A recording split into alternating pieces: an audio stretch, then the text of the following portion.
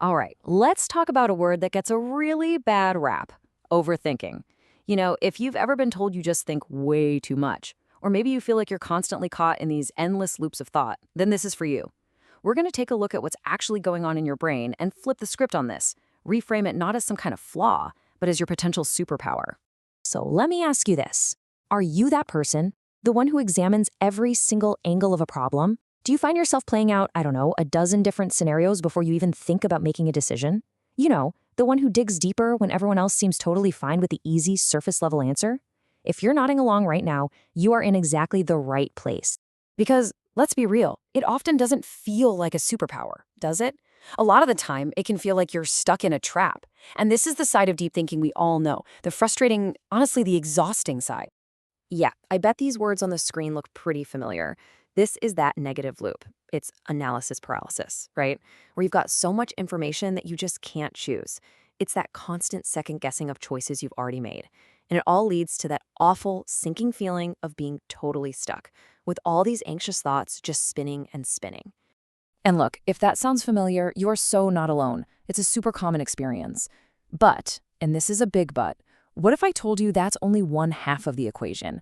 What if there's a whole other side to this story? A much, much more powerful one. So, this is where we get to a really crucial point. You see, not all deep analytical thinking is the same, and learning to spot the difference, well, that's the key to unlocking its power. And this slide just illustrates that difference perfectly. On the left, you've got anxiety. That's circular. It's just stuck in a loop, reacting to fear, going nowhere. But on the right, you have reflection. That's linear. It's about actually seeking a solution, questioning that first instinct, and making forward progress. So, for example, thinking about a new job. The anxiety loop is, what if I fail? What if everyone hates me? What if I regret it? It's all fear. Reflection asks, okay, what new skills could I learn?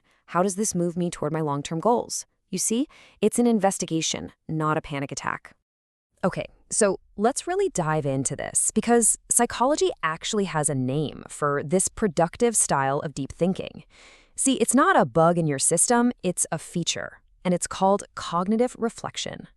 So what is cognitive reflection really? Well, it's just what it says. It's your ability to question that first gut reaction and to resist jumping to the easiest conclusion. Think of it like a little mental speed bump. So instead of just rushing ahead with your gut, it's that moment where you step back and you ask, hold on a minute, is that really right? Is there maybe another way to look at this? That little pause, that's the foundation of some serious insight.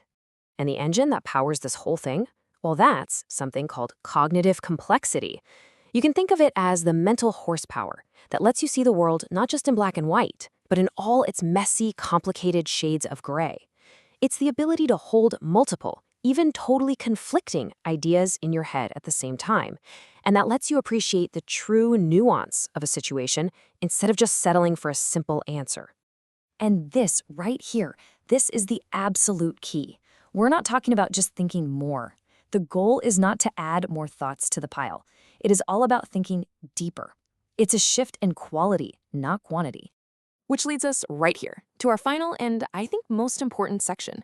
Because once you learn to separate those anxious loops from that deep reflection, you can start to see this tendency for what it really is, your problem-solving superpower. Seriously, just let this one sink in for a second.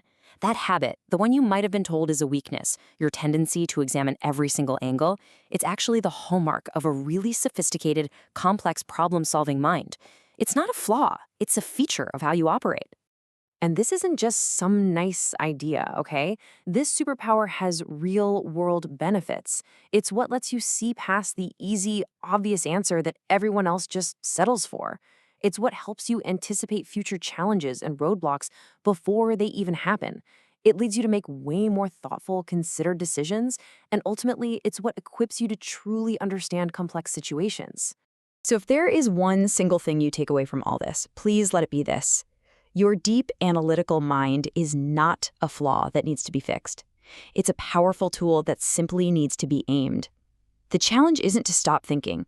It's to learn how to consciously point that incredible power away from anxiety and toward reflection and problem solving.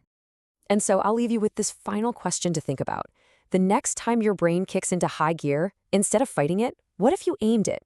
What complex problem, Big or small, are you going to solve by trusting not your first instinct, but your powerful second thought?